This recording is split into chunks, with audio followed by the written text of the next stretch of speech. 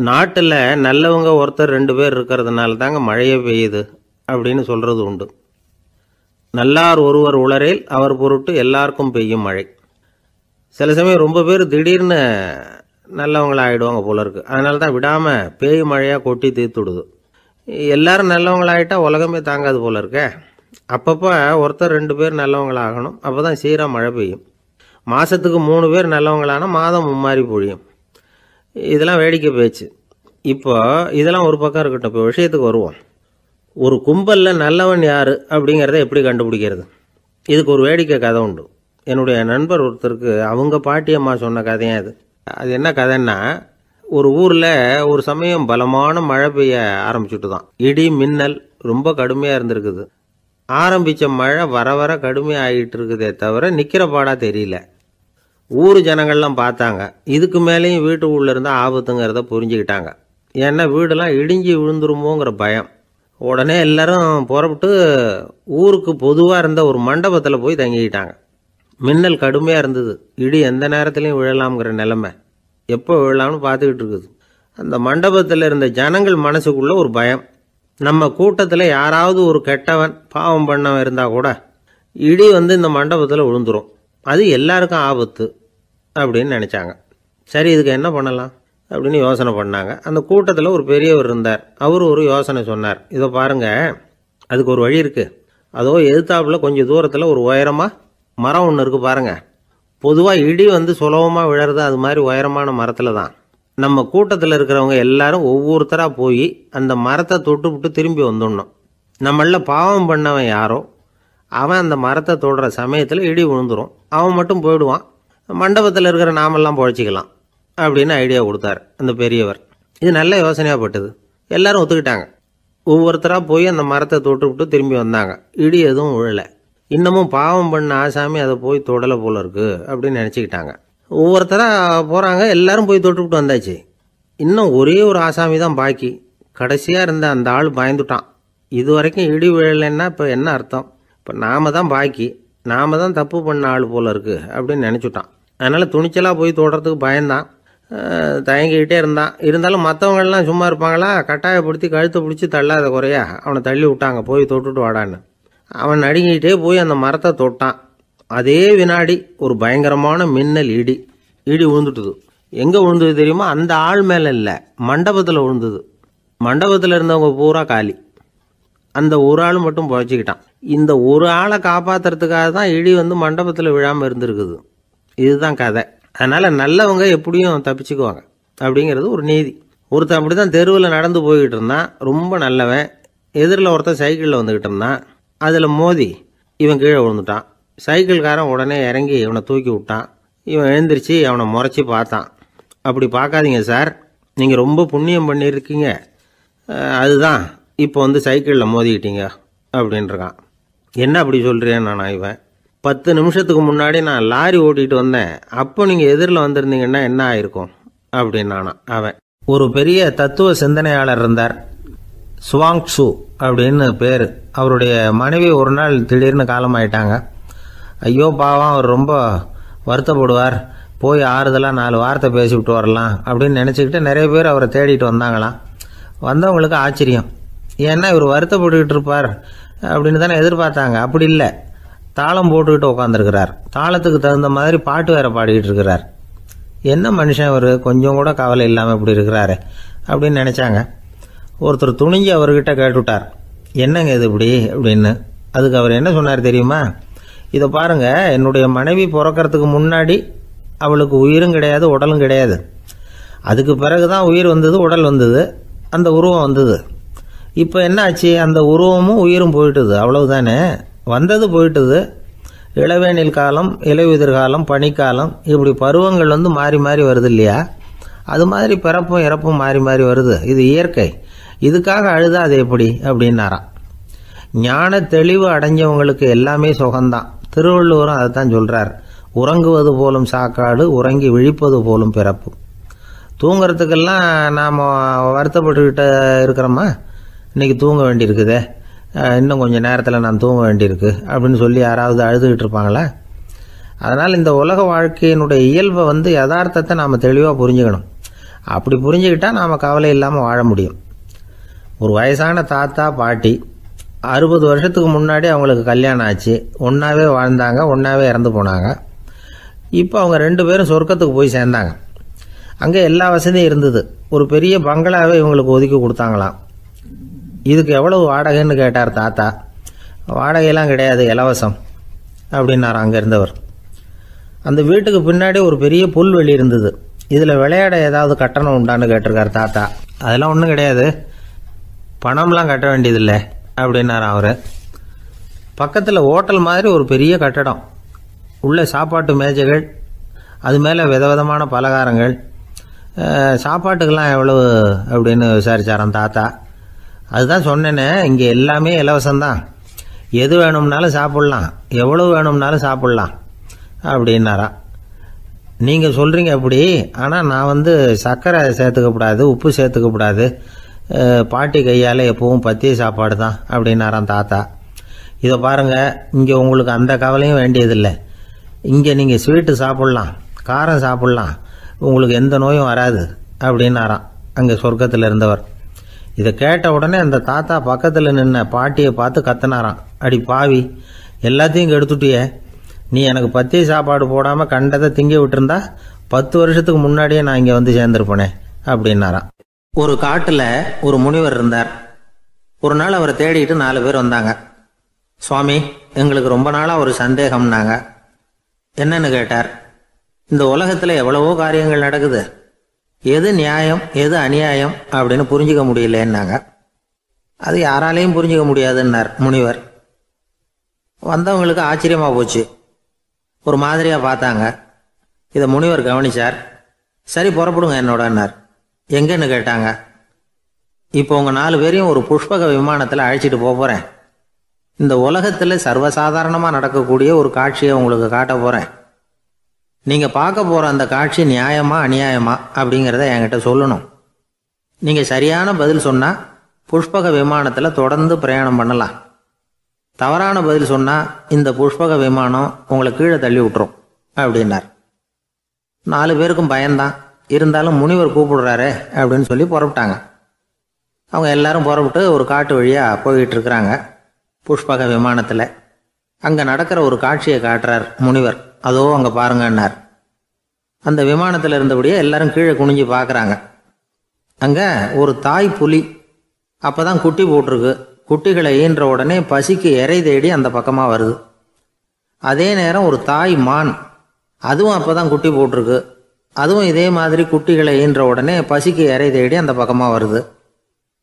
இப்போ அந்த புலி அந்த மானை அடித்து போட்டுவிடுது, அதுவும் சாப்பிடுது, குட்டிகளுக்கும் கொடுக்குது.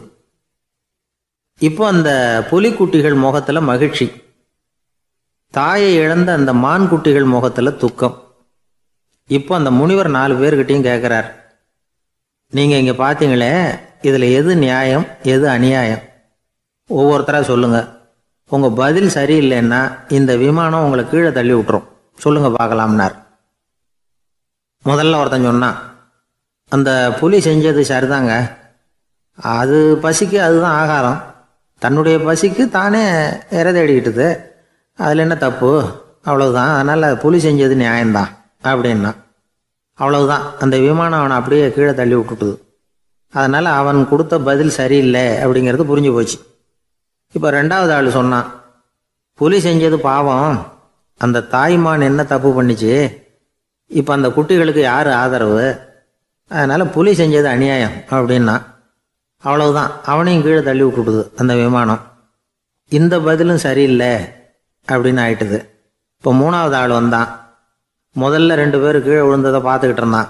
அதனால் அவன் சொன்னான், ரெண்டுமே நியாயம்தாங்க, புலி இறை தேடினதும் இயற்கை, அதுக்கு மான் இறையானதும் இயற்கை, அதனால் இதில் ஒன்றும் தப்பு இல்லைன்னா. அவ்வளவுதான், அவனையும் அந்த விமானம் கீழே பிடிச்சி தள்ளி விட்டுது. இப்போ 4வது ஆள் வந்தான். முனிவர் கேட்டார், நீயாவது சொல்லுப்பா, இந்த செயலில் எது நியாயம்னார். அவன் தெளிவாக பதில் சொன்னான். அதாவது என்ன சொன்னான்னா, எனக்கு தெரியல அப்படின்னா. அவனை விமானம் கீழே தள்ளலை, சௌரியமாக அழைச்சிட்டு போட்டுது. இவனும் பிரயாணம் சௌக்கியமாக பண்ணானான். ஆக இதுதான் சரியான பதிலுங்கிறத முனிவர் உணர்த்தினார். இந்த கதையிலிருந்து நாம் புரிஞ்சுக்க வேண்டியது என்னென்னா, இந்த உலகத்தில் எவ்வளவோ காரியங்கள் நடக்குது. அதெல்லாம் ஏன் அப்படி நடக்குதுங்கிறதுக்கு எப்பேற்பட்ட பண்டிதராலும் பதில் சொல்ல முடியாது. தெரியாததை தெரியாதுன்னு ஒத்துக்கிட்டா வாழ்க்கை பிரயாணம் சுகமாக இருக்கும். அதனால் தேவையில்லாத விஷயங்களை புரிஞ்சுக்கிறதுக்கு நேரத்தை செலவு பண்ணிகிட்டு இருக்கக்கூடாது. வாழ்க்கையை குழப்பிக்க கூடாது. வாழ்க்கைக்கு தேவையானது என்னவோ அதை மட்டும் புரிஞ்சுக்கிட்டா போதும். இந்த காலத்து ஆள் ஒருத்தன் ஒரு பெரியவரை தேடி வந்தான். ஐயா, ஒரு சந்தேகம்னா. என்ன உன்னுடைய சந்தேகம்னார். பகுத்தறிவுன்னா என்ன, விதின்னா என்ன அப்படின்னு கேட்டான். இதுக்கு அவர், இப்போ உன்னுடைய வலது காலை தூக்குன்னார். தூக்கினான். சரி, இப்போ உன்னுடைய வலது காலை கீழே இறக்காம உன்னுடைய இடது காலையும் தூக்குன்னார். தூக்கினான். பொத்துன்னு கீழே விழுந்துட்டான். பெரியவர் சொன்னார், உன்னால் ஒரு காலை தூக்க முடிஞ்சுது, அதுதான் பகுத்தறிவு.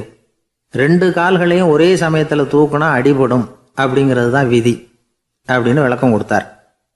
இவன் தன்னுடைய விதியை நொந்துக்கிட்டே இடுப்பை பிடிச்சிக்கிட்டு அங்கேருந்து நடந்து போயிட்டானான். ஒரு ஊரில் ஒரு பெரியவர் இருந்தார். ஒரு நாள் அவரை தேடி ஒருத்தர் வந்தார். ஐயா, நான் கடவுளை பரிபூர்ணமாக நம்புகிறேன் அப்படின்னார். சரி, அந்த நம்பிக்கை உனக்கு எப்படி வந்ததுன்னு கேட்டார் இவர். அவர் சொல்ல ஆரம்பித்தார். ஐயா, எனக்கு கல்யாணம் ஆகி 10 வருஷம் ஆச்சு. ஆனாலும் குழந்தை பாக்கியம் இல்லை. அதுக்கு என்ன காரணமாக இருக்கும்னு நான் யோசனை பண்ணிகிட்டு இருந்தப்போ நண்பர் ஒருத்தர் ஒரு ஆலோசனை சொன்னார். உனக்கு மதப்பற்று இல்லை, எந்த கடவுளையுமே நம்ப மாட்டேங்கிற, அதுதான் காரணம். கடவுளை நம்பு, உனக்கு குழந்தை பாக்கியம் கிடைக்கும் அப்படின்னார். அவர் அப்படி சொன்னாரே தவிர எனக்கு சந்தேகம்தான். இருந்தாலும் அவர் சொன்னபடியும் நடந்து தான் பார்ப்போமே அப்படின்னு முடிவு பண்ணேன். கடவுளை நம்ப ஆரம்பித்தேன். அந்த வருஷமே அழகான ஆண் குழந்தை பிறந்தது. எல்லாம் இறைவன் அருள் அப்படின்னார். இவர் இப்படி சொன்னதை கேட்டதும் அந்த பெரியவர் சொன்னார், நீ சொல்கிறதெல்லாம் சரிதான். இருந்தாலும் இந்த காலத்தில் எந்த ஒரு காரியமாக இருந்தாலும் அதை சோதனை செஞ்சு பார்த்துட்டு தான் ஒரு முடிவுக்கு வந்து சேர முடியும். அறிவுபூர்வமான முடிவு அதுவாக தான் இருக்கும். அறிவியல் சோதனைகள் அப்படித்தான். ஒரு குறிப்பிட்ட விஷயத்தை பற்றி எத்தனை தடவை சோதனை பண்ணாலும் ஒரே முடிவு தான் கிடைக்கணும். அதுதான் சரியாக இருக்கும். அதனால் இப்போ மறுபடியும் ஒரு சோதனைன்னார். என்ன செய்யணும் அப்படின்னு கேட்டார் இவர். கடவுள்கிட்ட ஒரு பெண் குழந்தை வேணும்னு கேளு. முதல்ல ஆண் குழந்தையை கொடுத்தது மாதிரியே இப்போ ஒரு பெண் குழந்தையையும் கொடுக்குறாரா பார்க்கலாம் அப்படின்னார். சரின்னு சொல்லி இவர் அதே மாதிரி முயற்சி பண்ணினார். அதுக்கப்புறம் அவர் இந்த பெரியவர்கிட்ட வரவே இல்லை. கொஞ்ச காலம் கழித்து இவரே அவரை தேடிக்கிட்டு போய் கதவை தட்டினார். அவர் கதவை திறந்தார். என்ன ஆச்சு, கடவுள் கண் திறந்தாரா அப்படின்னு கேட்டார். அவர், அந்த சமாச்சாரம்லாம் நமக்கு வேணாம் சார். முதல் தடவை அது ஏதோ தற்செயலாக ஏற்பட்ட ஒரு சாதகம். இப்போ நீங்கள் 2வது தடவை சொன்ன பிறகு தினமும் கடவுளை வேண்டிக்கிட்டு தான் இருக்கிறேன், ஒன்றும் நடக்கலை அப்படின்னார் ரொம்ப விரக்தியாக. ஒரே ஒரு தோல்வியில் உங்கள் நம்பிக்கையெல்லாம் பறந்து போயிடுது பார்த்தீங்களா அப்படின்னார் அந்த பெரியவர். எல்லாம் நல்ல விதமாக நடக்கிற வரைக்கும் நம்பிக்கை, எதிர்பார்த்தது தோல்வியில் முடிஞ்சுட்டுதுன்னா அவநம்பிக்கை.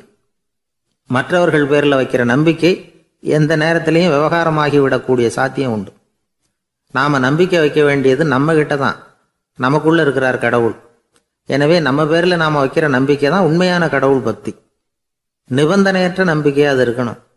எல்லாம் நல்லபடியாக நடந்துக்கிட்டு இருந்தால் எந்த முட்டாளுக்கும் நம்பிக்கை வரத்தான் செய்யும் அப்படிங்கிறது ஒரு பெரியவர் கருத்து. தியானத்தின் மூலமாக தான் உனக்குள்ள ஆழமாக தோண்டுனா உன்னுடைய அடி ஆழத்தில் நம்பிக்கை வந்து அப்படி ஊற்றெடுக்கும், அதை பார்க்க முடியும் அப்படிங்கிறது பெரியவர்கள் சிந்தனை. ஒரு குழந்தை அப்பாவை பார்த்து என்னப்பா பண்ணுறேன்னு கேட்டுதான். பிரார்த்தனை பண்ணிகிட்டு இருக்கிறேன்னாரான் அப்பா. பிரார்த்தனை பண்ணுனா என்ன கிடைக்கும் அப்படின்னு கேட்டுதான் குழந்தை. எல்லாம் கிடைக்கும் அப்படின்னாரான் அப்பா. நீ வச்சிருக்கிறிய பேனா அது கூட கிடைக்குமான்னு கேட்டுதான் குழந்தை. கிடைக்குமேன்னு இருக்கார். அப்படின்னா அந்த பேனாவை என்கிட்ட கொடுத்துரு, நீ பிரார்த்தனை பண்ணி வேற பேனா வாங்கிக்கோ அப்படின்னு தான் அந்த குழந்தை. ஒரு வயசான பாட்டியும் தாத்தாவும் ஒரு பூங்காவில் உட்காந்து பேசிக்கிட்டு இருக்கிறாங்க. அவங்களுக்கு கல்யாணம் ஆகி 53 வருஷம் ஆச்சு. பிள்ளைங்கள்லாம் படித்து பெரிய பெரிய வேலையில் இருக்கிறாங்க. பேரன் பேத்திகளும் நல்ல நிலைமையில் இருக்கிறாங்க. இந்த தாத்தாவும் பாட்டியும் சிரித்து பேசிக்கிட்டு இருந்ததை ஒரு பெரியவர் பார்த்தார். அவருக்கு ஆச்சரியமாக இருந்தது. இந்த வயசுலேயும் இவ்வளவு அந்யோன்யமாக இவங்க பேசிக்கிட்டு இருக்கிறாங்களே அப்படின்னு நினச்சார். சரி, நேரிலேயே கேட்டுருவோமே அப்படின்னு நினச்சிக்கிட்டு கிட்ட போனார். உங்கள் மன வாழ்க்கையின் வெற்றிக்கான ரகசியம் என்ன அப்படின்னு கேட்டார். இதை கேட்டதும் அந்த தாத்தா சிரிச்சுக்கிட்டே பாட்டியை பார்த்தாராம். அதுக்கப்புறம் சொன்னாராம், நான் இந்த அம்மாவை கல்யாணம் பண்ணிக்கிட்டதுக்கும் எங்களுடைய இல்வாழ்க்கை இவ்வளவு நாளாக பலம் குறையாமல் மகிழ்ச்சியாக இருக்கிறதுக்கும் காரணம் ஒன்று தான். அது என்ன காரணம்னா, எங்களுக்கு இடையில பொதுவாக நிறைய குறைகள் உண்டு, அதுதான் காரணம் அப்படின்னாராம். அவர் சொல்றது சரிதான் அப்படிங்கிறது மாதிரியே அந்த பாட்டியும் அவரை நிமிர்ந்து பார்த்தாங்களாம். இந்த பெரியவர் மறுபடியும் அந்த பாட்டியை பார்த்து அதே கேள்வியை கேட்டிருக்கார். உங்களுடைய நீண்டகால மன வாழ்க்கைக்கு கிடைச்ச வெற்றி எதனாலேன்னு சொல்ல முடியுமா அப்படின்னு கேட்டாராம். அவங்களும் சிரிச்சுக்கிட்டே பதில் சொன்னாங்களாம். என்ன பதில் தெரியுமா? சில பேரை நாம குறிப்பிட்ட பண்புகளுக்காக நேசிக்கிறோம், வேற சிலரை நாம் அந்த பண்புகள் இல்லாத குறைகளுக்காகவே விரும்பி பழகிறோம் இல்லையா அப்படின்னு கேட்டுவிட்டு தலையை குனிஞ்சுக்கிட்டாங்களாம் அந்த பாட்டியம்மா. அவங்க அப்படி சொன்னதை கேட்டதும் இவருக்கு புதுசா ஞானம் பிறந்தது மாதிரி இருந்துதான். இதுதான் மனம் நிறைந்த மன வாழ்க்கை அப்படிங்கிறார் சுவாமி சின்மயானந்தர். பண்புகளை எப்படி நேசிக்க முடியுதோ அதே மாதிரி பண்புகள் இல்லாத குறைகளையும் நேசிக்க முடியும். மனசுதான் காரணம். ஒரு மேல்நாட்டு தம்பதி, அவங்களும் தாத்தா பாட்டி தான். அவங்க 2 பேரும் ஒரு பூங்காவில் உட்காந்து சிரிச்சு பேசிக்கிட்டு இருக்கிறாங்க. அதை ஒருத்தர் பார்த்தார். அவருக்கு ஆச்சரியம், இவ்வளவு காலம் ஆகி இந்த வயசுலயும் இப்படி அன்பா பேசிக்கிட்டு இருக்கிறாங்களே அப்படிங்கிற ஆச்சரியம். கிட்ட நெருங்கி போனாரு. கேட்டார், ஏன் தாத்தா உங்களுக்கு கல்யாணம் ஆகி எவ்வளவு வருஷம் ஆச்சுன்னார். 55 வருஷம் ஆச்சுன்னாராம் அவரு. இன்னமும் இவ்வளவு சந்தோஷமா இருக்கிறீங்களே, அதுக்கு என்ன காரணம்னு கேட்டிருக்கார்.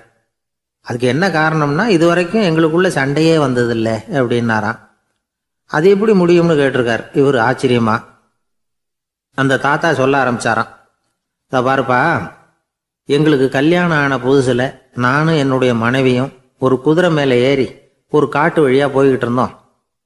கொஞ்சம் தூரம் போனதும் அந்த குதிரை எடக்கு பண்ணிச்சு. நான் உடனே கீழே இறங்கி அந்த குதிரையை பார்த்து, இது உனக்கு முதல் தடவை அப்படின்னு மிரட்டெல்லாம் சொல்லிவிட்டு ஏறி உக்காந்தேன். மறுபடியும் போனோம். கொஞ்சம் தூரம் குதிரை நல்லபடியாக நடந்து போச்சு. மறுபடியும் எடக்கு பண்ண ஆரம்பிச்சுட்டுது. நான் கீழே இறங்கினேன். கையில் இருந்த சாட்டையால் ஓங்கி ஒரு அடி கொடுத்தேன். இது உனக்கு 2வது தடவை அப்படின்னு சொல்லிவிட்டு ஏறி உக்காந்தேன். மறுபடியும் குதிரை கொஞ்சம் தூரம் நல்ல விதமாக நடந்து போச்சு. அப்புறமும் எடக்கு பண்ண ஆரம்பிச்சுட்டுது.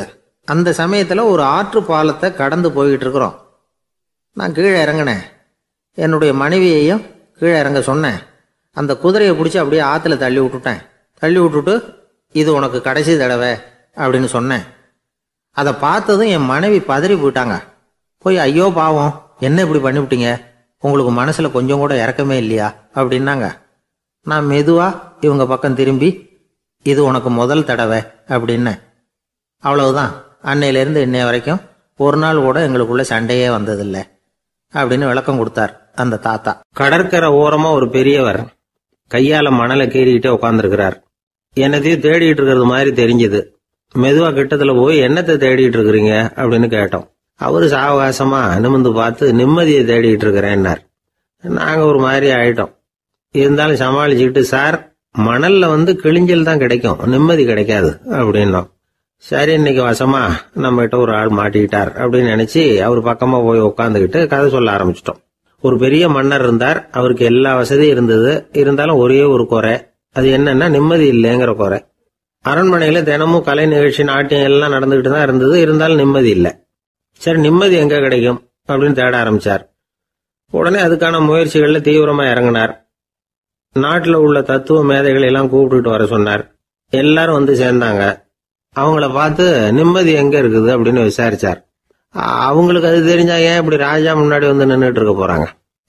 ராஜாவோட கேள்விக்கு ஒவ்வொருத்தரும் ஒவ்வொரு மாதிரி விளக்கம் கொடுக்க ஆரம்பிச்சிட்டாங்க. எந்த பதிலும் ராஜாவுக்கு திருப்தி அளிக்கக்கூடிய அளவுக்கு இல்லை. சரி, போயிட்டு வாங்கன்னு சொல்லி அவங்கள எல்லாம் அனுப்பி வச்சுட்டார். ஒரு நாள் அவர் மாளிகையில உப்பருகையில நின்றுட்டு இருக்கிறார். அந்த சமயத்துல தெருவில் ஒரு பிச்சைக்காரன் ரொம்ப உல்லாசமா பாட்டு பாடிக்கிட்டே போயிட்டு இருக்கிறான். குரல்ல ஒரு சந்தோஷம், நடையில ஒரு மிடுக்கு. அவங்கிட்ட கொஞ்சம் கூட கவலை இருக்கிறதா தெரியல. உடனே ராஜா அதை பார்த்தார். ஏவலாளிகளை கைதட்டி கூப்பிட்டார். உடனே ஓடி போய் அந்த பிச்சைக்காரனை இங்க அழைச்சிட்டு வாங்கன்னு உத்தரவு போட்டார். இவங்க உடனே ஓடி போய் அவனை கூப்பிட்டாங்க. அரண்மனைக்கு வாழ்ந்தாங்க. அவன் வரல. அரண்மனைக்கு உள்ள அடி எடுத்து வைக்க மாட்டேன்னு சொல்லிவிட்டான். ராஜா கிட்ட விஷயத்தை சொன்னாங்க. அவருக்கு ரொம்ப ஆச்சரியம், இப்படி ஒரு ஆள் இருக்கிறானா அப்படின்னு. சரி, அவன் என்னதான் சொல்றான் அப்படின்னு விசாரிச்சார். இவங்க மறுபடியும் தெருவுக்கு போய் கேட்டாங்க. என்ன பார்க்கணும்னா, ராஜா விருப்பப்பட்டாருன்னா அவரை வேணும்னா இங்க வர சொல்லுங்க அப்படின்னு சொல்லிவிட்டான். அதை ராஜா கிட்ட சொன்னாங்க. அவருக்கு கோபம் வரல. இவ்வளவு சுதந்திர உணர்வோடு இருக்கிறவன் சாதாரண ஆளா இருக்க முடியாது அப்படின்னு நினைச்சார். உடனே கிடுகிடுன்னு இறங்கி தெருவுக்கு வந்தார். பிச்சைக்காரங்கிட்ட போனார். நீ கவலைப்படாம சந்தோஷமா பாடிட்டு போறியே, அது எப்படி முடியுது உன்னால அப்படின்னு கேட்டார். ஏன் அப்படி கேக்குறீங்கன்னு அவன், அதுக்கு இல்ல, எனக்கு அரண்மனையில எவ்வளவோ சுகபோகங்கள்லாம் இருக்கு, இருந்தாலும் நிம்மதி இல்ல, இது ஏன்னு எனக்கு தெரியல. இந்த தேசத்துல உள்ள அறிஞர்களை எல்லாம் கூப்பிட்டு கேட்டு பார்த்துட்டேன், அவங்களுக்கும் தெரியல. உன்னை கேட்டா தெரியும்னு நினைச்சேன், அதனாலதான் சந்திக்கிறதுக்கு ஆசைப்பட்டேன், ஆனா நீ வரமாட்டேன்னுட்டியே அப்படின்னார். பிச்சைக்காரன் கடகடன்னு சிரிக்க ஆரம்பிச்சுட்டான். மகிழ்ச்சிக்கும் உங்களுக்கும் தடையா இருக்கிறது இந்த மாளிகை தான். இதை விட்டுட்டு வெளியில வந்துட்டா நிம்மதி தேடிட்டு வந்துரும்னா. நான் அரசன், எனக்குன்னு கடமைகள் இருக்கு, அதையெல்லாம் விட்டுட்டு எப்படி வர முடியும்னார் ராஜா. ரெண்டும் ஒரே நேரத்துல கிடைக்கணுங்கிறது முடியாத காரியம். உங்க சுகபோகத்துக்கு விலையாதான் உங்க நிம்மதியை கொடுத்துக்கிட்டு இருக்கிறீங்க. என்ன பாருங்க, என்கிட்ட எதுவும் இல்ல, அதனால எதுவும் போயிடுமோங்கிற பயமும் இல்ல, நிம்மதியா இருக்கிறேன் அப்படின்னா அவன். ராஜா உடனே சந்தோஷப்பட்டு தன்னுடைய மேலங்கியை எடுத்து அவனுக்கு பரிசா கொடுத்தாராம். அவன் சிரிச்சுக்கிட்டே அதை வாங்க மாட்டேன்னு விட்டானான். இதை நீங்க எனக்கு கொடுக்கறதுனால எந்த பயனும் இல்ல, அதே நேரத்துல அதை வாங்கிட்டேன்னா அடுத்த வினாடியிலிருந்து அதை எப்படி காப்பாத்துறதுங்கிற கவலை எனக்கு வந்து சேர்ந்துரும், அப்புறம் தூக்கம் வராது, நிம்மதி போயிடும் அப்படின்னானா. சொல்லிவிட்டு அவன் பாட்டுக்கு சந்தோஷமா பாடிட்டே போயிட்டான். நிம்மதி எங்க இருக்குங்கிறதையும் ராஜா தெரிஞ்சுக்கிட்டார். அந்த இடத்துக்கு தன்னால போக முடியாதுங்கிறதையும் அவர் புரிஞ்சுக்கிட்டார். இப்படி இந்த கதைய அந்த கடற்கரையில மணலை கீறிக்கிட்டே உட்கார்ந்துருந்தார அந்த பெரியவர்கிட்ட சொல்லி முடிச்சோம். அவர் முகத்துல ஒரு தெளிவு தெரிஞ்சது. எங்களை நிமிர்ந்து பார்த்தார். ரொம்ப நன்றிங்க, இப்ப எனக்கு தெரிஞ்சு போச்சு, நிம்மதி வேணும்னா அதுக்கு என்ன பண்ணணும்னு இப்ப நல்லா புரிஞ்சுக்கிட்டேன் அப்படின்னார். என்ன புரிஞ்சுக்கிட்டீங்கன்னு கேட்டோம். இனிமே இந்த பக்கம் வந்தா உங்க கண்ணுல படாத இடமா பார்த்து உட்காரணும்னு புரிஞ்சுக்கிட்டேன் அப்படின்னார். ஒரு ஊர்ல ஒரு ஆள் இருந்தான், தையல் கடை வச்சிருந்தான். அவங்கிட்ட ஒருத்தன் ஒரு சட்டை துணி எடுத்து கொடுத்து தைக்க சொல்லியிருந்தான். வர்ற சனிக்கிழமை வா, வந்து வாங்கிட்டு போ அப்படின்னு அவன் சொல்லியிருந்தான். அதே மாதிரி இவன் வந்தான். அவன் தச்சு வச்சிருந்த சட்டையை கொடுத்தான். இவன் வாங்கி அங்கேயே போட்டு பார்த்தான். கை நீளம் ஒண்ணுக்கு ஒண்ணு வித்தியாசமா இருந்தது. வலது கை இடது பக்கத்தை விட நீளம் குறைச்சலா இருந்தது. அவன் முணுமுணுக்க ஆரம்பிச்சுட்டான், என்ன இது இப்படி தைச்சுட்டியேன்னு. இதுக்கு அவன் சொன்னான், ஐயோ இதுக்காகவா சங்கடப்படுறீங்க, வலது கையை மட்டும் கொஞ்சம் உள்ள இழுத்தாப்புல வச்சுக்கிட்டீங்கன்னா சரியா போகுது, மற்றபடி அந்த சட்டையில உள்ள கலை அம்சத்தை கவனிங்க, எவ்வளவு அற்புதமா தைச்சிருக்கேன் பாருங்க, ஒரு சின்ன குறைய இப்படி எல்லாம் பொருட்படுத்த வேண்டியதில்லை, நான் சொன்னது மாதிரி கையை கொஞ்சம் உள்ள இழுத்தது மாதிரி வச்சுக்கிட்டு நடந்து போங்க, ஜோரா இருக்கும் அப்படின்னா. அவனும் யோசிச்சு பார்த்தான். சரியான யோசனையா தான் தோணுச்சு. கொஞ்சம் முயற்சி பண்ணி வலது கையை கொஞ்சம் உள்ள இழுத்து சட்டை சரியா இருக்கிறது மாதிரி பண்ணிட்டான். இப்போ மறுபடியும் ஒரு பிரச்சனை. வலது கையை உள்ள இழுத்த மாதிரி அப்படியே வச்சுக்கிட்டதும் முதுகு பக்கம் கொஞ்சம் துணி தளர்த்தியா தொங்குறது மாதிரி தெரிஞ்சது. என்ன இது, முதுகு பக்கம் துணி குவிஞ்சுட்டுதே, தொங்குதே அப்படின்னா மறுபடியும், அடடா இதுக்காகவா கவலைப்படுறீங்க, உடம்ப அதுக்கு தகுந்த மாதிரி கொஞ்சம் வளைச்சிக்கிட்டா சரியா போடுது, இதுக்காக அந்த அழகான தையலை பிரிச்சு அதுல உள்ள கலை அம்சத்தை கெடுக்கிறதுக்கு என் மனசு இடம் தரல, எவ்வளவுக்கு தளர்த்தியா இருக்கோ அவ்வளவுக்கு கொஞ்சம் உடம்ப வளைச்சி அப்படி குனிஞ்சது மாதிரி போங்க போதும் அப்படின்னா. அதுவும் நல்ல யோசனையா தான் பட்டுது இவனுக்கு. சரின்னு சொல்லிவிட்டு புறப்பட்டான். தெருவில் இறங்கினான். கையை கொஞ்சம் உள்ள இழுத்தான், உடம்ப கொஞ்சம் முன்னால வளைச்சான், சட்டைக்கு தகுந்த மாதிரி உடம்ப பண்ணிட்டான், மெதுவா நடந்து போறான். இப்போ எதிரில் இன்னொருத்தன் வரான். இவனை பாக்குறான். இவன் போட்டிருக்கிற சட்டையை பாக்குறான். ஆஹா அற்புதம்ங்கிறான். சும்மா சொல்லக்கூடாது, ரொம்ப நல்லா இருக்கு, நிச்சயமா இது இந்த ஊர் மேல தெருவில் இருக்கிற ஒருத்தன் இருக்கானே, அவன் தைச்சதா தான் இருக்கணும் அப்படின்னா. இதை கேட்டதும் அவனுக்கு ஆச்சரியம். எப்படி அவ்வளவு கரெக்டா கண்டுபிடிச்சிங்க அப்படின்னு கேட்டிருக்கான். இதுக்கு அந்த வழிபோக்கன்னு சொன்னானா, அவன் ரொம்ப கெட்டிக்காரன், உங்களை மாதிரி உடம்பும் கையும் வளைஞ்சு போன ஒரு ஆசாமிக்கு அவனை தவிர வேற யாராலேயும் இவ்வளவு பொருத்தமான ஒரு சட்டையை தைக்க முடியாது அப்படின்னானா. பாருங்க, அவனுக்காக இவன் அனுசரிக்க போய் இவனோட நிலைமை எப்படி ஆயிடுது பாருங்க. இதே மாதிரி தான் சில சடங்குகளும் சம்பிரதாயங்களும் நம்மளை கோமாளி ஆக்கி விட்டுரும். எதுவா இருந்தாலும் அதுல அறிவுபூர்வமான அணுகுமுறை அவசியம். ஒரு நர்ஸ் அவசரமா ஓடி டாக்டர் கிட்ட சொல்லிச்சான், டாக்டர் ஒரு தப்பு நடந்து போச்சு, 10ஆம் நம்பர் பெட்ல இருக்கிற பேஷண்ட்டுக்கு காலில் ஆபரேஷன் பண்றதுக்கு பதிலாக கையில் ஆபரேஷன் பண்ணி விட்டீங்க, கை ஆபரேஷன் பண்ணிக்க வேண்டிய ஆள் 7ஆம் நம்பர் பெட்ல இருக்கார் அப்படின்னு தான். அதுக்கு ஒரு பதட்டப்படாம சொன்னாராம், பரவாயில்ல, இவரை தூக்கி 7ஆம் நம்பர் பெட்ல போட்டுரு அப்படின்னாராம். தான் மட்டும் வாழ்ந்தா போதும் அப்படின்னு நினைக்கிறவங்களும் உண்டு. தானும் வாழணும், அடுத்தவங்களும் வாழணும் அப்படின்னு நினைக்கிறவங்களும் உண்டு. முதல்ல சொன்ன வகையை சேர்ந்த மனிதர்கள் எப்படி தெரியுமா? எப்படியாவது தான் மட்டும் வாழ்ந்தால் போதுங்கிற நினைப்பு தான் எப்பவும் அவங்களுக்கு இருக்கும். தங்களுடைய வளர்ச்சிக்கு எது தடையா இருந்தாலும் சரி, யார் தடையா இருந்தாலும் சரி, அதை அழிச்சுட்டு தான் மறுவேலை பார்ப்பாங்க. அவங்கெல்லாம் பாவ காரியங்களுக்கு தயங்குறதே இல்லை. அப்படிப்பட்ட வாழ்க்கை அவங்களுக்கே இடைஞ்சல அமைஞ்சு விடுறது உண்டு. அதை விளக்கறதுக்கு ஒரு கதையும் உண்டு. ஒரு ஊர்ல அப்படிப்பட்ட ஆள் ஒருத்தன் இருந்திருக்கான். நிறைய பாவங்களை செஞ்சவன். அதன் காரணமா நரகப்படுகொழியில விழுந்துட்டான். நரகப்படுகொழிங்கிறது ஒரு பெரிய கிணறு மாதிரி. ஏற்கனவே பாவம் செஞ்சவங்க நிறைய பேர் அதில் விழுந்து கிடக்குறாங்க. உள்ள ஏகப்பட்ட சத்தம், எல்லாம் அந்த பாவாத்மாக்கள் போடுற சத்தம். இப்போ விழுந்தானே, இவனும் சத்தம் போட்டான். இவன் போடுற சத்தம் கொஞ்சம் அதிகமாக கேட்டுது. இந்த கிணத்துக்கு பக்கத்துல புத்தர் உட்கார்ந்துருக்கிறார். அவர் காதுல இவன் போடுற சத்தம் விழுந்தது. உடனே அந்த கிணத்தடிக்கு போனார். குனிஞ்சு பார்த்தார். சாமி, என்னை காப்பாத்துங்க அப்படின்னு கத்தனா இவன். புத்தர் அவனை கொஞ்சம் கவனிச்சு பார்த்தார். மனித சமுதாயத்துக்கு அவன் என்னென்ன கெடுதல் பண்ணியிருக்கிறாங்கிற விவரம்லாம் அவர் மனக்கண்ணில் தெரிஞ்சது. அவருக்கு எல்லாம் புரிஞ்சு போச்சு. இருந்தாலும் அவனை காப்பாத்துறதுக்கு ஏதாவது வழி உண்டா அப்படின்னு யோசிச்சார். அவன் தன்னுடைய வாழ்நாளில் ஏதாவது நல்லது செஞ்சிருக்கானா அப்படின்னு பார்த்தார். ஒரே ஒரு சமயம் அவன் தன்னுடைய காலடியில மிதிபட இருந்த சிலந்தியை மிதிக்காமல் தாண்டி போயிருக்கிறான். இந்த ஒரு காரியத்துக்காக அவனை கரையேற்ற முடியுமா அப்படின்னு நினைச்சார். அவ்வளவுதான். உடனே அவர் கையில ஒரு சிலந்தி வந்து உட்கார்ந்துதான். அதுகிட்ட இருந்து நூல் இழை வெளிவர ஆரம்பிச்சது. அந்த நூல் இழை கிணற்று ஆழம் வரைக்கும் அப்படியே நீண்டுகிட்டே போச்சான். புத்தர் பார்த்தார். இந்த நூலை பிடிச்சிக்கிட்டு மேலே ஏறி வா அப்படின்னார். என்னங்க சொல்றீங்க, இந்த சிலந்தி நூல் என்ன தாங்குமான்னு கத்தனான். எல்லாம் தாங்கும், அதை பிடிச்சிக்கிட்டு ஏறி வா அப்படின்னார். சந்தேகத்தோடவே அவன் அந்த நூல் இழைய பிடிச்சி இழுத்து பார்த்தா ரொம்ப வலுவா இருந்தது. அவனுக்கு ஆச்சரியம். அதை பிடிச்சிக்கிட்டே மெதுவா மேலே ஏறி வர ஆரம்பிச்சுட்டான். பாதி தூரம் ஏறி வந்திருப்பான். அப்போ அவன் காலுக்கு கீழே ஏதோ சத்தம். என்னன்னு குனிஞ்சு பார்க்கறான். கீழே கிடந்தவங்க சில பேரும் அந்த நூலை பிடிச்சி மேலே வந்துகிட்டு இருக்கிறாங்க. இவனுக்கு கோபம் வந்துட்டுது. தன்னுடைய இடுப்புல வச்சிருந்த கத்தியை எடுத்து தன்னுடைய காலுக்கு கீழே நூல் இழையை அப்படியே வெட்டி விட்டுட்டான். இனிமே நாம மட்டும்தான் மேலே ஏறி வந்துடணும் அப்படின்னு நினைச்சுக்கிட்டான். ஆனா நடந்தது என்ன தெரியுமா? மொத்த நூல் இழையும் அப்படியே அருந்து கீழே விழுந்துட்டுது. அவனும் பொத்துன்னு கீழே விழுந்துட்டான். மறுபடியும் கத்த ஆரம்பிச்சுட்டான். ஏற்கனவே அவன் செஞ்சிருந்த ஒரு சிறு கருணை அந்த நூல் இழைக்கு உறுதியை கொடுத்தது. இப்போ அவன் செஞ்ச பாவம் அந்த நூல் இழைய வலுவிழக்க செஞ்சுட்டுது. அடுத்தவங்களும் வாழணுங்கிற எண்ணம் அவனுக்கு இருந்திருந்தா இப்போ அவனும் கரையேறி வந்திருப்பான், மற்றவங்களும் சௌக்கியமா வந்து சேர்ந்திருப்பாங்க. அதனால நாமும் வாழணும், அடுத்தவங்களும் வாழணும் அப்படின்னு நினைக்கிறவன் வாழ்க்கையில சீக்கிரம் முன்னுக்கு வந்துடுவான். ஒருத்தன் ஒரு டாக்டர் கிட்ட போனான். மருந்து வாங்கினான். வாங்கி கொண்டாந்து பேசாம வச்சுட்டான், சாப்பிடல.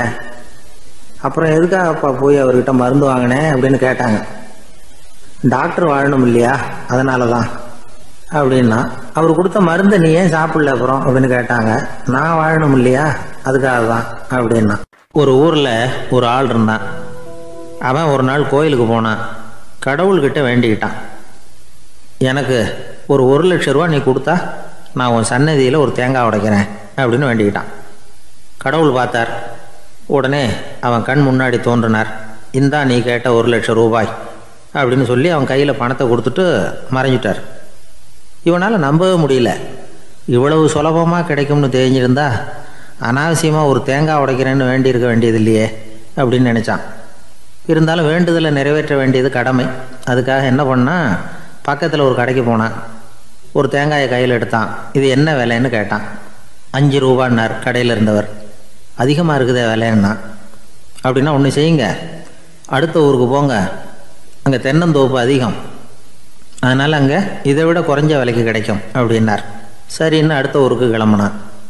அங்கே போய் விசாரித்தான். ஒரு தேங்காய் 3 ரூபாய் விலைன்னாங்க. இதுவும் அதிகமாக தெரியுதேன்னா. அப்படின்னா ஒன்று செய்ய, அதோ அந்த ஆற்று ஓரமாக ஒரு தென்னை மரம் இருக்கு பார், அதில் நீயே ஏறி பறிச்சுக்கோ, ஒரு தேங்காய்க்கு 1 ரூபா கொடுத்தா போதும் அப்படின்னார் அந்த தோப்புக்கு சொந்தக்காரரு. இவனுக்கு மரம் ஏற தெரியாது. இருந்தாலும் ஆசை யாரை விட்டுது, விலை சல்லிசாக இருக்குதே. ஆற்று ஓரம் போனால் தட்டு தடுமாறி அந்த மரத்தில் ஏறினா. அந்த தென்னை மரம் வளைஞ்சி ஆற்று பக்கம் போய் அப்புறம் நிமிர்ந்து இருந்தது. அதாவது மரத்தின் உச்சி சரியாக ஆற்றுக்கு நடுவில் இருந்தது. ஆற்றுல வெள்ளம் கரை புரண்டு ஓடிக்கிட்டு இருக்கு. இவன் கடவுள் கொடுத்த 1,00,000 ரூபாயை மடியில் வச்சு இறுக்கி கட்டிக்கிட்டான். உச்சிக்கு போய் காய் பறிக்கிற சமயத்தில் காற்றும் மழையும் பலமாக கலந்து அடிக்க ஆரம்பிச்சுட்டுது. கால் வழுக்கி விட்டுட்டுது. இவன் சடார்னு ஒரு தென்னை மட்டையை பிடிச்சிக்கிட்டு தொங்க ஆரம்பிச்சிட்டான். கீழே பயங்கரமான வெள்ளம். மடியில் 1,00,000 ரூபா பணம். என்ன செய்யறதுன்னு தவிக்கிறான். இந்த சமயம் கரையில் ஒரு யானை பாகன் யானையை குளிப்பாட்டிக்கிட்டு இருக்கிறான். அது அவன் கண்ணில் பட்டுது. ஐயா ஒரு உதவின்னு கத்துனான். அவன் என்ன செய்யணும்னு கேட்டான். உன் யானையை மெதுவாக இங்கே அழைச்சிட்டு வா, எனக்கு நேராக கீழே நிறுத்து, என் காலை பிடிச்சி மெதுவாக கீழே இறக்கி விட்டுரு, என் மடியில் இருக்கிற பணத்தில் உனக்கு 10,000 ரூபா தரேன் அப்படின்னா. அவன் பார்த்தான். காலை கையை பிடிச்சா கூட எவனும் இந்த காலத்தில் 10 ரூபாய்க்கு மேலே தரமாட்டேங்கிறான். இவன் காலை பிடிச்சா 10,000 தர்றேங்கிறான் அப்படின்னு யோசனை பண்ணான். உடனே யானையை கொண்டுட்டு போனான். அவனுக்கு நேராக கீழே நிறுத்தினான். அவன் காலை பிடிச்சான். அவ்வளவுதான். அந்த நேரம் பார்த்து யானை மெதுவாக நடந்து அப்பால் போட்டுது. இப்போ யானை பாகன் அவன் காலை கெட்டியாக பிடிச்சிக்கிட்டு தொங்குறான். பரிதாபமாக மேலே பார்க்குறான். அவன் மட்டையை பிடிச்சிக்கிட்டு தொங்குறான். இப்போ யானை பாகன் சொல்கிறான், தம்பி மட்டையை விட்டுறாத, கெட்டியாக பிடிச்சிக்கோ, நான் உனக்கு 10,000 ரூபா தரேன், இதோ மடியில் தான் வச்சுருக்கேன்னா. மேலே தொங்குறவனுக்கு இந்த நிலைமையிலேயும் ஒரு சந்தோஷம், மேற்கொண்டு ஒரு 10,000 ரூபா நமக்கு கிடைக்கும் போல இருக்கே அப்படின்னு. இந்த சமயத்தில் ஒருத்தன் ஒட்டகத்தை ஓட்டிகிட்டு வந்தான் அந்த பக்கமாக குளிப்பாட்டுறதுக்கு. யானை பாகம் பார்த்துட்டான். ஐயா ஒட்டகக்காரரே, அதை இங்கே கொண்டுட்டு வா, எங்கள் காலை பிடிச்சி பத்திரமா இறக்கி விடு, நாங்கள் பணம் கொடுக்குறோம்னா. அவனும் பணத்துக்கு ஆசைப்பட்டு வந்தான். அவன் காலை பிடிக்கிற சமயம் ஒட்டகமும் நழுவி போட்டுது. இப்போ 3 பேருமே வரிசையாக தொங்குறாங்க. ஒட்டகக்காரன் கத்துறான், தம்பி மட்டையை விட்டுறாத, கெட்டியாக பிடிச்சிக்கோ, நான் என் மடியில் இருக்கிற 5,000 உனக்கு தந்துடுறேன்னா. மேலே தொங்குறவனுக்கு இன்னமும் சந்தோஷம், இவனும் பணம் தர்றேங்கிறான் அப்படின்னா இன்றைக்கி நமக்கு மொத்த பண வரவு எவ்வளவு அப்படின்னு ஒவ்வொன்றா கூட்டி பார்க்க ஆரம்பித்தான். மனக்கணக்கு சரியாக வரல. அதனால் அப்படியே விரலை விட்டு எண்ண ஆரம்பித்தான். அவ்வளவுதான். மட்டையை விட்டுட்டு கை நழுவி வந்துட்டுது. 3 பேரும் பொத்துன்னு ஆற்றுல விழுந்தாங்க. படாத பாடுபட்டு தட்டு தடுமாறி கரைக்கு வந்து சேர்ந்தாங்க. 3 பேர் மடியில் இருந்த பணமும் ஆற்றோட போட்டுது. பேராசை பெருநஷ்டம் அப்படின்னு ஒரு பழமொழி இருக்குல்ல, அதை விளக்கறதுக்காக சொல்லப்பட்ட கதை இது. இந்த காலத்தில் ஒருத்தர் ஒரு நீச்சல் குளத்தில் நீச்சல் அடிச்சுக்கிட்டு இருக்கிறார். காவலுக்கு இருந்தவர் அதை கவனிச்சுட்டார். கரையிலேருந்து சத்தம் போட்டாராம், இதோ பாருங்க, இங்கே ராத்திரி 8 மணிக்கு மேலே நீச்சல் அடிக்கிறது சட்டப்படி குற்றம், அதுக்கு அனுமதி கிடையாது, தெரியாதா உங்களுக்கு அப்படின்னாராம்.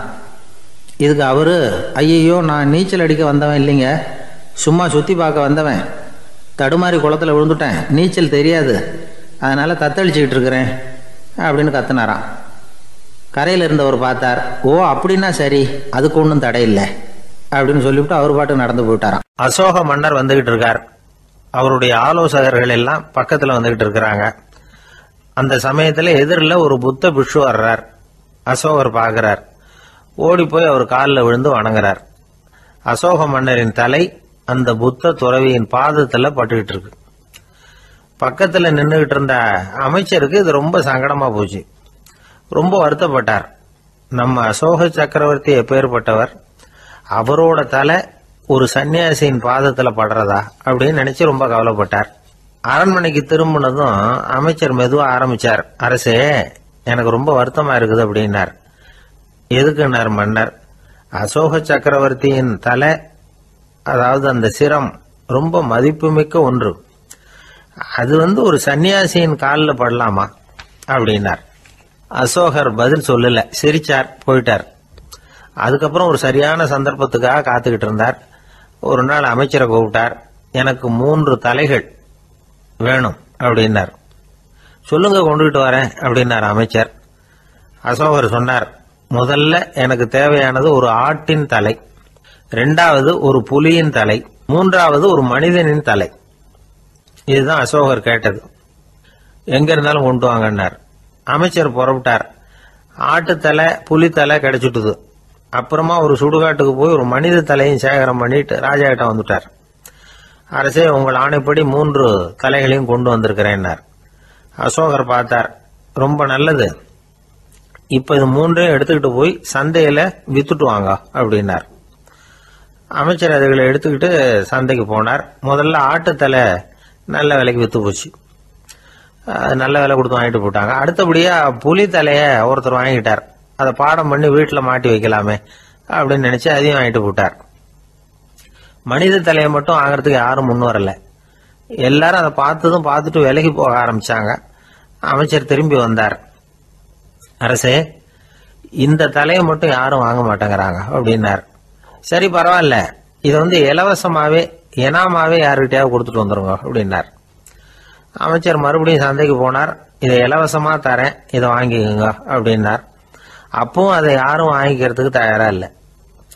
மறுபடியும் திரும்பி வந்து மன்னர்கிட்ட விவரத்தை சொன்னார். இப்போ மன்னர் சொல்றார், அமைச்சரே, உயிர் இருக்கிற வரைக்கும் தான் இந்த தலைக்கு மதிப்பு.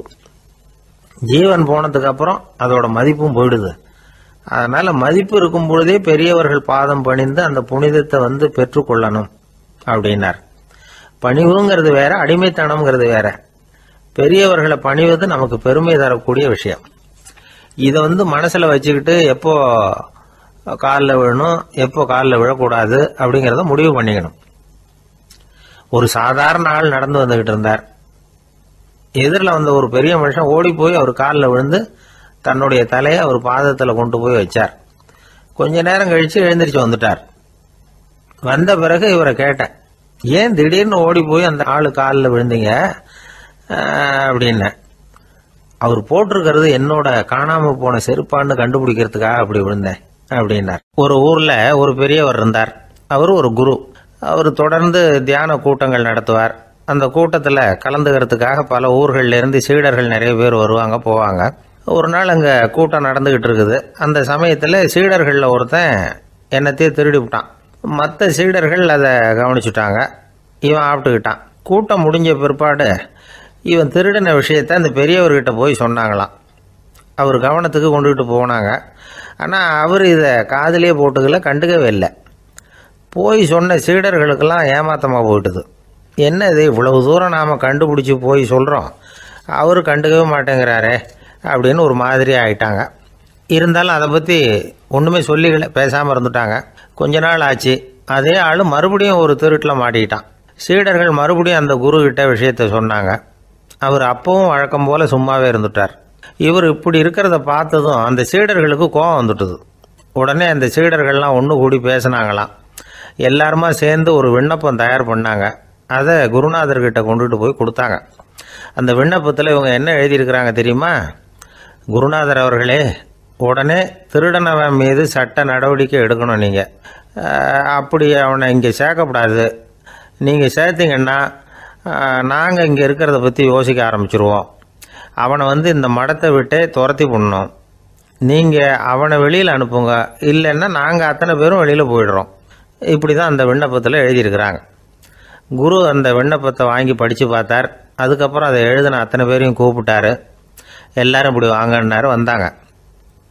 இப்படி என் எதிரில் உட்காருங்கன்னார். உட்காந்தாங்க. அப்புறம் சொன்னார், இதை பாருப்பா, நீங்கள் எல்லாரும் புத்திசாலிகள். உங்களுக்கு எது நல்லது எது கெட்டதுங்கிறது நல்லா தெரியும். நீங்கள் மேற்கொண்டு ஏதாவது படிக்கணும்னு நினச்சா வேறு எங்கே வேணும்னாலும் போகலாம். அதுக்கு நான் தடை சொல்ல மாட்டேன். ஆனால் உங்களால் குற்றம் சாட்டப்பட்ட அவன் இருக்கானே, அவன் எப்படின்னா அவனுக்கு எது நல்லது எது கெட்டதுங்கிறதெல்லாம் தெரியாது. அதனால தான் திருடுறான். நீங்கள் சொல்கிறது மாதிரி அவனை அடித்து துரத்தி விடுறோம்னு வச்சுக்கோங்க, அவனுக்கு எப்படி நல்லது கெட்டது தெரியும்? அவனுக்கு அதை யார் சொல்லி கொடுக்கறது? அதனால் இங்கேயே இருக்கட்டும், அதுதான் சரி. இதுக்காக நீங்கள் எல்லாரும் என்னை விட்டுட்டு போனாலும் சரி, அவனை நான் விரட்ட மாட்டேன் அப்படின்னு விட்டாரான். இவ்வளவையும் திருடனை அந்த சீடன் கேட்டுக்கிட்டே இருந்திருக்கான். அவன் கண்களில் கண்ணீர். அப்படியே எழுந்திரிச்சு வந்தான். குரு காலில் விழுந்தான். அவன் கண்ணீரில் அவனது தீமை கழுவப்பட்டது அப்படிம்பாங்க. அதாவது சீடர்களுக்கு அந்த குருவோட பெருமை அப்போ தான் புரிஞ்சுதான். ஒரு நல்ல ஆசிரியர் இருக்காருன்னு வச்சுங்க, நல்லா படிக்கிற பையனுக்கு தான் பாடம் சொல்லி கொடுப்பேன்னா அது என்ன பெரிய விஷயமா? மோசமாக படிக்கிறவனையும் மாற்றி காட்டுறேங்கிறது தான் பெருமை. இந்த காலத்து குரு ஒருத்தர் ஒரு ஆசிரமம் வச்சு நடத்திட்டு வந்தார். நிறைய பேர் தினம் வருவாங்க போவாங்க. ஒரு நாள் ஒருத்தன் வந்தான். அந்த குரு முன்னாடி போய் நின்னான். ஐயா, என்ன உங்கள் சீடனா ஏற்றுக்கணும்னா. அந்த குரு நிமிர்ந்து பார்த்தார். உன்னுடைய நோக்கம் என்னன்னு கேட்டார். ஐயா, உங்ககிட்ட கொஞ்ச நாள் இருந்தேன்னா நல்ல பழக்க வழக்கங்களை கற்றுக்கலாம். அதுக்கப்புறம் வெளியில் போய் ஒரு நல்ல தொழில் தொடங்கி வாழ்க்கையில் முன்னுக்கு வரணுங்கிறது தான் என்னோட நோக்கம் அப்படின்னா. நீ சொல்கிறது சரி, ஆனால் உன்னால் இங்கே நல்ல பழக்க வழக்கங்களை கற்றுக்க முடியலேன்னு வச்சுக்கோ, அப்போ என்ன பண்ணுவேன் அப்படின்னு கேட்டார் அவர். அப்படி ஆச்சுன்னா என்ன, உங்களை மாதிரியே ஒரு ஆசிரமம் ஆரம்பித்து அதுக்கு குருவாக இருந்துட்டு போகிறேன் அப்படின்னு நானும். ஒருத்தன் வேகமாக ஓடி வந்தான். ஏப்பா அப்படி தலை தெறிக்க ஓடி வர்றேன்னு கேட்டேன். பின்னாடி துரத்திக்கிட்டு வருது சார் அப்படின்னா. ஏதாவது நாய் துரத்திக்கிட்டு வருது போல இருக்கு அப்படின்னு நினச்சி அவனுக்கு பின்னாடி பார்க்குறேன். கண்ணுக்கு எட்டின தூரம் வரைக்கும் எதுவுமே தெரியல. ஏன்பா எதுவும் ஒன்றை துரத்துறது மாதிரி தெரியலையே என்ன? நல்லா பாருங்கள் சார் அப்படின்னா. பார்த்துட்டு தான் சொல்கிறேன் என்ன. இதோ பாருங்கள் சார், இதுதான் என்னை துரத்துது அப்படின்னு அவன் காட்டுறான். அவன் சுட்டி காட்டின இடத்துல பார்த்தா அங்கே அவனுடைய நிழல் தான் தெரியுது. என்னப்பா சொல்கிற அப்படின்னு சொல்லி அவனை சந்தேகமாக பார்த்தேன். அதுக்கப்புறம் தான் அவன் விவரமாக பேசினான். சார், எனக்கு என் நிழலை கண்டா பிடிக்கிறதில்ல. எப்போ பார்த்தாலும் இது என்னையே பின்தொடர்ந்து வந்துக்கிட்டு இருக்குது. இதை என்னால் சகிக்கவே முடியல. இதை என்கிட்டேருந்து பிரிக்கிறதுக்கு எவ்வளவோ முயற்சிகள்லாம் பண்ணி பார்த்துட்டேன், முடியலன்னா. அப்படி என்னென்ன முயற்சிகள் பண்ணினேன் அப்படின்னு கேட்டேன். அவன் என்னென்ன செஞ்சாங்கிறத விவரமாக சொன்னான். அவன் என்ன பண்ணியிருக்கிறான், ஒரு பெரிய குழியை தோண்டி அதில் தன்னுடைய நிழலை புதைச்சிருவோம் அப்படின்னு முடிவு பண்ணிட்டு மண்வெட்டி எடுத்துக்கிட்டு தோட்டத்து பக்கம் போயிருக்கான். ஆழமாக ஒரு குழியை தோண்டியிருக்கான். குனிஞ்சு பார்க்குறான். அந்த குழிக்குள்ளே தன்னுடைய நிழல் தெரியுது. ஆஹா, இதுதான் சமயம், நிழல் இப்போ குழிக்குள்ளே இருக்குது, மண்ணை போட்டு மூடி விடலாம் அப்படின்னு நினச்சிக்கிட்டு கொஞ்சம் மண்ணை அள்ளி போட்டான். பார்த்தா இப்போ அந்த நிழல் அந்த மண்ணுக்கு மேலே வந்து நிற்கிது. இது ஏதுடா வம்பா போச்சு அப்படின்னு அவசரமாக மண்ணை வாரி போட்டு மூடி பார்க்குறான். குழி பூராவும் மூடி விட்டு பார்க்குறான். மறுபடியும் நிழல் மேலே வந்து உட்காந்துக்கிட்டு இருக்குது. சரி, இதை குழியில் புதைக்க முடியாது அப்படின்னு முடிவு பண்ணிட்டு இதை இங்கேயே இப்படியே விட்டுட்டு ஒரே ஓட்டமாக ஓடி போடுவோம் அப்படின்னு நினச்சி எடுத்தான் ஓட்டம். அது காலை நேரம். இவன் மேற்க நோக்கி ஓடிக்கிட்டு இருக்கிறான். ஓடி ஓடி பார்க்குறான், நிழல் இவனை விட வேகமாக இவனுக்கு முன்னாடி ஓடிக்கிட்டு இருக்கு. சரி, திரும்பி ஓடி பார்ப்போம் அப்படின்னு நினச்சிக்கிட்டு அப்படியே சடார்னு திரும்பி ஓட ஆரம்பித்தான். பார்த்தான், அப்பாடா நிழலை காணலை. கொஞ்சம் தூரம் ஓடி ஒரு இடத்துல நின்று அப்படியே சாவகாசமாக திரும்பி பார்க்குறான். பின்னாடி நின்றுக்கிட்டு இருக்குது நிழல். இப்படி ஓடி வந்து தான் இங்கே நம்ம முன்னாடி நின்று தன்னுடைய அவஸ்தையை சொல்லிக்கிட்டு இருக்கிறான். இந்த நிழலை துரத்துறது அல்லது வெட்டி விடுறது, இதுக்கு ஏதாவது வழி இருக்கா சொல்லுங்கள் சார் அப்படிங்கிறான். நமக்கு ஒன்றும் புரியல. அந்த நேரம் பார்த்து ஒரு பெரியவர் வந்தார். அவர்கிட்ட யோசனை கேட்டோம், என்ன செய்யலாம்னு. அவர் சொன்னார், இந்த பாருப்பா, நீ அங்கேயும் எங்கேயும் ஓடாத, அப்படியே கீழே படுத்துக்கொண்டார். அது நல்ல உச்சி வேலை. அவன் அப்படியே கீழே படுத்துக்கிட்டான். இப்போ அப்படி இப்படின்னு திரும்பி பார்க்குறான், நிழலை காணலை. அவன் இப்போ தான் நிம்மதியாக இருந்தான். இப்போ அந்த பெரியவர் சொன்னார், எல்லா மனிதர்களுமே இப்படி தான் ஓடிக்கிட்டு இருக்கிறாங்க. நான் எனது அப்படிங்கிற ஆணவம் தான் அவங்கள துரத்திக்கிட்டு இருக்கு. அதை விட்டுட்டு ஓடணும்னு நினச்சாலும் அது முன்னாடி வந்து நிற்கிது. பரம்பொருளை நோக்கி ஓடுறப்போ இந்த ஆணவம் பின்னாடி வந்துவிடுது. பரிபூர்ண சரணாகதிங்கிற நிலையில் அது முழுசுமாக மறைஞ்சுவிடுது. தன்னை உணர்கிற வேலை அது. அந்த நேரம் மனிதனுக்கு விடுதலை உணர்வு ஏற்படுகிற நேரம் அது. அப்படிப்பட்ட சுதந்திர மனிதர்களாக எல்லாரும் மாறி போயிட்டாங்கன்னா இந்த உலகமே இன்பமயம் அப்படின்னு ஒரு விளக்கம் கொடுத்தார் பெரியவர். நம்மால் ஒருத்தர் வேகமாக ஓடி வந்துக்கிட்டு இருந்தான். ஏன்டா அப்படி ஓடி வர்ற அப்படின்னு கேட்டார் எதிரில் வந்தவர். ஆசை துரத்துது, அதுதான் ஓடி வர்றேன்னா. உனக்கு என்ன ஆசைன்னு கேட்டார். எனக்கு ஒன்றும் ஆசை இல்லைங்க, என்னை எப்படியாவது பிடிச்சுடணும்னு போலீஸ்காரங்களுக்கு ஆசை. அந்த ஆசை இப்போ என்னை துரத்தி பின்னாடி வந்துக்கிட்டு இருக்குது. அதுதான் தப்பிச்சு வந்துக்கிட்டு இருக்கிறேன். குறுக்க நிற்காதீங்க சார், வழியை விடுங்க அப்படின்னு சொல்லிவிட்டு வேகமாக ஓடி மறைஞ்சான். ஜப்பானில் உள்ள ஒரு புத்த விகாரை. அங்கே ஒரு வயசான பௌத்த குரு தங்கியிருக்கிறார். ஒரு நாள் ராத்திரி கடுமையான குளிர். அவரால் தாங்க முடியல. பார்த்தார், மரத்தில் செஞ்ச புத்த சிற்பங்கள் அங்கே நிறைய இருந்தது. அதில் ஒன்றை எடுத்து அதுக்கு தீ மூட்டி அந்த நெருப்பில் குளிர் காஞ்சிக்கிட்டு இருக்கிறார். மர சிற்பம் தீ வச்சதும் படபடன்னு வெடிக்க ஆரம்பிச்சுட்டுது. அந்த சத்தத்தை கேட்டதும் அந்த புத்த விகாரையின் குருக்கள் வெளியில் ஓடி வந்தார். இவர் ஆனந்தமாக குளிர் காஞ்சிக்கிட்டு இருக்கிறார். அவரால் பொறுத்துக்க முடியல. தெருவில் தெரிஞ்சுக்கிட்டு இருந்த அந்த பெரியவரை இங்கே தங்க அனுமதித்ததே அவர் தான். இவர் இப்படி பண்ணுறாருன்னு நினச்சிக்கிட்டே அவரை கோபமாக பார்த்தார். ஏன் இப்படி கோபமாக பார்க்குறீங்க, இப்படி உட்காருங்க அப்படிங்கிறாரு இவர். அவருக்கு இன்னமும் கோபம் வந்துட்டுது. எங்கள் கடவுளை எரிச்சுட்டீங்களே அப்படின்னு சத்தம் போட்டாராம். அப்படியா அப்படின்னு கேட்டுக்கிட்டே அந்த சாம்பலை கிளறினார் இவர். என்ன செய்கிறீங்கன்னு கேட்டிருக்காரு அவர். நான் எலும்புகளை தேடுறேன்னாராம். நீங்கள் ஒரு பைத்தியம், இது ஒரு மர சிற்பம், இதில் எலும்புகள் கிடையாது அப்படின்னாராம். அவருக்கு கோபம் வந்துட்டுது. உடனே வெளியில் போங்கன்னு கத்தியிருக்கார். வெளியில் தள்ளி கதவையும் சாத்தி விட்டாராம். மறுநாள் காலையில் கதவை திறந்து பார்த்தா அந்த வயசான பெரியவர் ஒரு மைல்கல் மேலே சில காட்டு பூக்களை வச்சு புத்தம் சரணம் கச்சாமின்னு சொல்லிக்கிட்டே இருக்கிறார். இவருக்கு சந்தேகமாக போட்டுது. கிட்ட போனார். என்ன செஞ்சுக்கிட்டு இருக்கீங்கன்னு கேட்டார். இது என்னுடைய காலை நேர பிரார்த்தனைனாராம். நிஜமாகவே நீங்கள் ஒரு பைத்தியமாக தான் இருக்கணும், ஏன்னா அது ஒரு மைல்கல் அப்படின்னாராம். இப்போ அந்த பெரியவர் சொன்னாராம், நீங்கள் ஒரு மரத்தை புத்தராக நினைக்கும் பொழுது நான் ஏன் ஒரு மைல்கல்ல புத்தராக நினைக்கக்கூடாது? நான் புத்தரை எரிக்கலாம், ஏன்னா அவரை நான் நேசிக்கிறேன். அந்த சிற்பம் மரத்தால் ஆனதுங்கிறது எனக்கு தெரியும். நான் ஒரு மைல்கல்ல தொழலாம், ஏன்னா அது எனது பூக்களை தாங்குது. நான் இந்த மைல்கல்லுக்குள்ளே மறைஞ்சிருக்கிற புத்தரை பார்க்குறேன். யாராவது ஒரு சிற்பி இதை சிலையாக்கினாதான் நீங்கள் புத்தரை பார்க்க முடியும். அன்னைக்கு ரொம்ப குளிராக இருந்தது. நான் எனக்குள்ளே இருக்கிற புத்தரையும் பாதுகாக்கணும். உள்ளே இருக்கிற புத்தரை காப்பாற்றுறதுக்காக வெளியில் உள்ள புத்தரை எரிக்கலாம், அதில் ஒன்றும் தப்பு இல்லை. அது அவருடைய போதனையிலேயே இருக்குது. உனக்குள் ஜோதியாக இரு அப்படிங்கிறது அவருடைய போதனை. என்னுடைய புத்தர் குளிரில் நடுங்கிட்டு இருந்தார். அந்த மர சிற்பங்கள் வெயில் மழையில் உணர்ச்சி இல்லாமல் இருந்தது, அதனால் அப்படி பண்ணினேன். ஆனால் நீங்கள் என்ன பண்ணீங்க? நான் ஒரு மர புத்தரை எரிச்சதுக்காக உயிருள்ள புத்தரை வெளியில் தள்ளி கதவை சாத்தினீங்க அப்படின்னாராம் அந்த பெரியவர். உண்மையான பக்திங்கிறது இதுதான். அதாவது உனக்குள் ஜோதியாக இரு அப்படின்னு புத்தர் சொன்னார் இல்லையா, அது மாதிரி தனக்குள் ஜோதியாக இருக்கிற இந்த காலத்து ஆசாமிகள் நிறைய பேர் உண்டு. எப்பவும் போதையிலேயே இருக்கிறவங்க. ஒரு நாள் நடு ராத்திரி ஒரு மது கடையில் ஒரு ஆள் அங்குள்ள சிப்பந்திகள் கிட்ட கேட்டுக்கிட்டு இருக்கிறான். மறுபடியும் இந்த கடை எப்போ திறப்பாங்கன்னு கேட்டானா. நாளைக்கு காலையில் 8 மணிக்கு திறப்பாங்க அப்படின்னு நானா அங்கே இருந்த ஆள். அவன் திருப்பி திருப்பி அதையே கேட்டுக்கிட்டு இருக்கான். இவனுக்கு பதில் சொல்லி சொல்லி அழுத்து போச்சு. அதான் சொல்கிறேன் ஐயா, நாளைக்கு காலையில் வா அப்படின்னாங்களாம். அதுக்கு இவன், நான் வர்றதுக்காக கேட்கலையா, நேத்திக்கு வந்தவன் உள்ளேயே மாட்டிக்கிட்டேன், வெளியில் போகிறதுக்காக கேட்டேன் அப்படின்னு நானும். ஒரு ஏரி ஓரமாக 2 பசங்க நடந்து போய்கிட்டு இருக்கிறாங்க.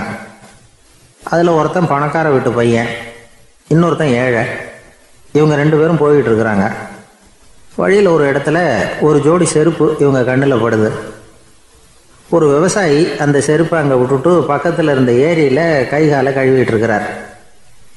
உடனே அந்த பணக்கார பையனுக்கு ஒரு ஐடியா. அவன் சொன்னானா, டேய், இப்போ ஒரு வேடிக்கை செய்யலாம். அந்த செருப்பு 2ஐயும் தூக்கி எட்டத்தில் வீசி எரிஞ்சிருவோம். அந்த ஆள் பார்த்துட்டு செருப்பை தேடி அல்லாடுவான், அங்கேயும் இங்கேயும் ஓடுவான், திரு திருன்னு முழிப்பான். அதை பார்த்து நாம் ரசிக்கலாம், நல்ல தமாஷா இருக்கும் அப்படின்னு இருக்கான். இப்படி சொல்லிவிட்டு அந்த செருப்புகளை தூக்கத்துக்கு போனானா. கொஞ்சம் பொறு அப்படின்னானா அந்த ஏழை பையன். ஏன்னு கேட்டிருக்கான் அவன். இப்போ அந்த ஏழை பையன் சொன்னானா, நீ சொல்கிறது ஒன்றும் வேடிக்கை கிடையாது. உன்னோட செருப்பு தொலைஞ்சா உன் அப்பா உடனே உனக்கு வேறு செருப்பு வாங்கி கொடுத்துருவார். ஆனால் அந்த ஆளுக்கு இந்த செருப்பு தொலைஞ்சதுன்னா வேறு புதுசாக வாங்கிறதுக்கு வாயையும் வயத்தையும் கட்டி பணத்தை சேர்க்க வேண்டியிருக்கும். அதனால் நான் ஒரு வேடிக்கை சொல்கிறேன், அது மாதிரி செய், அது இன்னமும் தமாஷா இருக்கும் அப்படின்னு நானா. எப்படி அது சொல்லுன்னு இருக்கான் அவன். செருப்பு 2ம் அது இருக்கிற இடத்துலையே இருக்கட்டும். உன் சட்டை பையிலிருந்து ஒரே ஒரு ரூபா நாணயத்தை எடு. அதை அந்த செருப்பு மேலே அதோட குதிகால் பகுதியில் வச்சுட்டு நாம் 2 பேரும் அந்த மரத்துக்கு பின்னாடி ஓடி போய் மறைஞ்சு நின்றுக்குவோம். அப்புறம் பாரு வேடிக்கை அப்படின்னா. அதே மாதிரி ரூபா காசு செருப்பு மேலே வச்சுட்டு இவங்க 2 பேரும் மறைஞ்சு நின்றுக்கிட்டாங்க. கொஞ்ச நேரத்தில் அந்த விவசாயி வந்தார். காலில் உள்ள மண்ணை தட்டிவிட்டு செருப்பை மாட்டுறதுக்காக போனார். அங்கிருந்த காசு கண்ணில் போட்டுவிட்டது. அவருக்கு ஆச்சரியமாக போச்சு. அதை கையில் எடுத்து பார்க்குறார். 4 பக்கமும் திரும்பி திரும்பி பார்க்குறார், யார் இதை வச்சிருப்பான்னு. கடைசியில் ஆகாயத்தை பார்க்குறார். ஆண்டவா, இது உன்னோட கருணை தான். நீ தான் யாரோ புண்ணியவான் மனசில் தர்மம் பண்ணுற எண்ணத்தை உண்டாக்கி இருக்கிற. அந்த புண்ணியவான் நல்லா இருக்கணும் அப்படின்னு வாழ்த்தி அந்த காசை கண்ணில் ஊற்றிக்கிட்டாரான். மறைஞ்சிருந்து பார்த்துக்கிட்டு இருந்த ஏழை பையன் இப்படி சொன்னான், பாத்தியா, உன்னை புண்ணியவான்னு வாழ்த்தி விட்டு போகிறார் அந்த ஆள். அவருக்கும் சந்தோஷம், அதை பார்த்து நமக்கும் சந்தோஷம். உனக்கு ரூபாங்கிறது ஒரு பெரிய விஷயம் இல்லை, ஆனால் அதனால் நமக்கு கிடைச்சிருக்கிற மகிழ்ச்சி ரொம்ப உயர்வானது அப்படின்னு நானும். வேடிக்கையும் கிண்டலும் இது மாதிரி அடுத்தவங்களுக்கு இடைஞ்சலாக இல்லாமல் இருக்கணும் அப்படிங்கிறார் கலைவாணர். ஆனால் பாருங்கள், அவருக்கே இடைஞ்சலாக வர்ற விஷயங்களை கூட அவர் வேடிக்கையாக தான் எடுத்துக்கிட்டாராம். ஒரு தடவை ஒருத்தர் கலைவாணர்கிட்ட ஐயா, என் குழந்தை செத்து போச்சு அப்படின்னு சொல்லி அழுதாராம். உடனே இவர் அவருக்கு 100 ரூபா பணத்தை கொடுத்து இந்தாங்க அடக்கம் செய்யுங்க அப்படின்னு சொல்லி அனுப்பி வச்சாராம். 1 வருஷம் கழிச்சு மறுபடியும் அதே ஆள் வந்திருக்கார். இவர் மறந்துருப்பாருங்கிற நினைப்புல அண்ணே என் குழந்தை இறந்து போச்சுண்ணே அப்படின்னாராம். இவர் மறுபடியும் 100 ரூபா கொடுத்து ஆறுதல் சொல்லி அனுப்பி வச்சாராம். 7-8 மாசம் கழிச்சு மறுபடியும் அதே ஆள் வந்திருக்கார். அவர் வாயை திறக்கிறதுக்கு முன்னாடியே இவர் 100 ரூபாய் அவர் கையில வச்சு, போன 2 தடவை தான் குழந்தை செத்து போச்சு, இந்த தடவையாவது அதை சாகாம காப்பாத்தி விடு அப்படின்னு சொல்லி அனுப்பி வச்சாராம். அதுக்கப்புறம் அந்த ஆள் வர்றதே இல்லையா. எனக்கு தெரிஞ்ச ஒருத்தர் இருக்கார். அவர் ஒரு பெரிய காவல்துறை அதிகாரி, ரொம்ப கண்டிப்பானவர். அவரை கண்டாவே எல்லாரும் பயப்படுவாங்க. அப்படிப்பட்டவர் வீட்டுக்கு போனால் அப்படியே அடியோட மாறிடுவார். அங்கே போய் பார்த்தீங்கன்னா குழந்தைகளோட குழந்தையா அவர் விளையாடிக்கிட்டு இருப்பார். அலுவலக சமயத்தில் பார்த்தீங்கன்னா குதிரை முதுகில் அவர் உட்காந்துருப்பார். வீட்டில் பார்த்தீங்கன்னா அவர் முதுகில் குழந்தை உட்காந்துருக்கும். அவர் குதிரை மாதிரி போயிட்டு இருப்பார். இது எப்படிங்க முடியுது உங்களால் அப்படின்னு கேட்டாங்க. அது ஒன்றும் இல்லை, இங்கே வீட்டுக்கு வந்த உடனே என்னோட மனசை தனியாக எடுத்து வச்சிருவேன் அப்படின்னார். அது என்னங்க உங்கள் சட்டப்பையிலையா இருக்குது மனசு, அது தனியாக எடுத்து வைக்கிறதுக்கு அப்படின்னு கேட்டாங்க. அப்படி இல்லைங்க, இது ஒரு பயிற்சி, மனப்பயிற்சி, அவ்வளவுதான் அப்படின்னார். இப்படி சமயம் பார்த்து மனசை தனியாக வச்சுவிட தெரிஞ்சவங்க வாழ்க்கையில் எப்பவும் உற்சாகமாக இருப்பாங்க அப்படிங்கிறது பெரியவங்க கருத்து. ஒரு டாக்டர் ஆஸ்பத்திரியில் இருக்கிற வரைக்கும் டாக்டராக இருக்கலாம். அவர் மனைவிகிட்டையும் அவர் டாக்டராக இருக்க வேண்டிய அவசியம் இல்லை. ஒரு வக்கீல் கோர்ட்டில் இருக்கிற வரைக்கும் வக்கீலாக இருக்கலாம். வீட்டுக்கு வந்ததுக்கு அப்புறமும் வக்கீலாக இருக்க வேண்டிய அவசியம் கிடையாது. வீட்டில் குழந்தைகள்கிட்ட விளையாடும் பொழுதும் அதுகள்கிட்ட ஃபீஸு கேட்டுக்கிட்டு இருக்கக்கூடாது. நாம் எப்படி இருக்கணும்னு பெரியவங்க சொல்கிறாங்கன்னா, மனசோட சேரக்கூடாதான். அப்படி சேராமல் வாழ்க்கையை கவனிக்கணுமா. மனசை அப்படியே தனியாக எடுத்து பக்கத்தில் வச்சுடணும்.